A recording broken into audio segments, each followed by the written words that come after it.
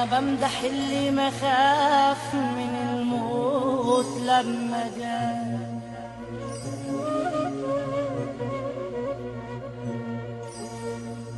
سيدنا محمد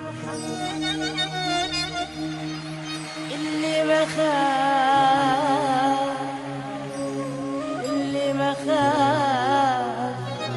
من الموت لما جاء.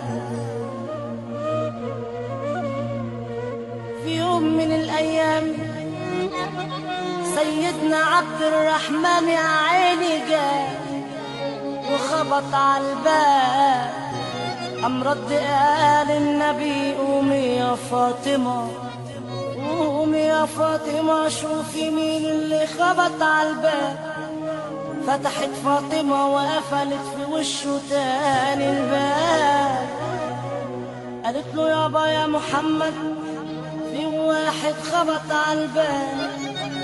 أول ما شفته يابا القوس مني انحنى والعظم مني انتنى والشعر الاسود شاف.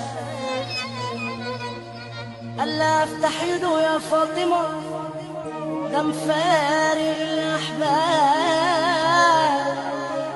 دخل وقال السلام عليكم يا قنديل في البيت وناير.